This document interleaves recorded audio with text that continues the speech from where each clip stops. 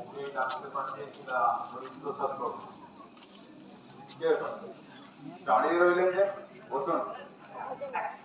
সনাতন বলছিল আপনি নাকি খুব অসুস্থ, মন্দির টন্দির ছাড়া নাকি কোথাও যাচ্ছেন না।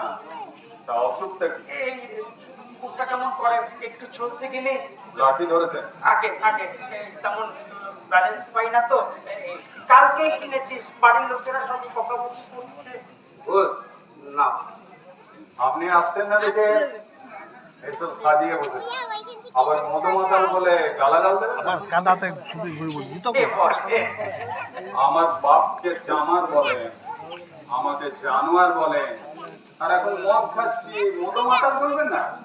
বলবেন বলবেন, 100 বার বলবেন। হ্যাঁ, হঠাৎ মুখ করছে একটা বেফাস কথা বলে ফেলে বড় অন্যায় করে ফেলেছি স্যার। এবারের মতো যদি মাফ করে দেন স্যার।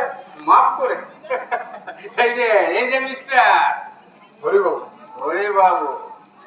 আচ্ছা হরিবাবু, হ্যাঁ, জীবনে কোনোদিন শিখতে শিখতে গেছে?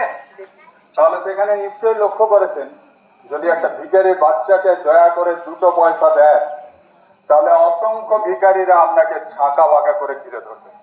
অর্থাৎ আপনি যদি তীর্থে যান এবং দয়া দেখাতে চান, আপনাকে প্রচুর হয়ে বাড়ি ফিরতে হবে। আন্ডারস্ট্যান্ড?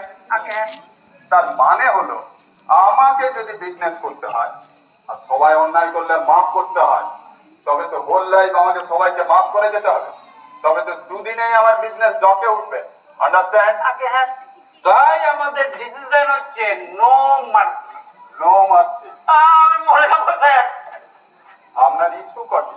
দুটি, একটি ছেলে একটি মেয়ে। তবে তারা মরে যাবে, ভেসে যাবে, উচ্ছন্নে যাবে, সেটা বলুন। নিজে মরে যাব স্যার, বাপ হয়ে এরকম সেলফিশ কথা ভাবছেন কি করে? আমি মরে যাব স্যার, নিজের উপর এত মায়া আছে? এখনো যে আমি ওদের ভরসা, তাই ওরকম বলে ফেলেছিলাম স্যার।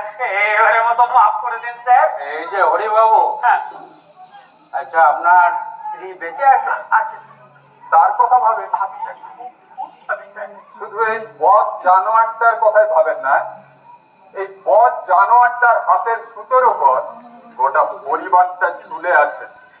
সুতোটা ছিঁড়ে দিলে কোথায় গিয়ে পড়বেন সে খেয়াল আছে? আর ওরকম কথা কখনো উচ্চারণ করবো না স্যার। এবারের মতো মাফ করে দিন স্যার। কি করবো? মাফ করে দিন স্যার।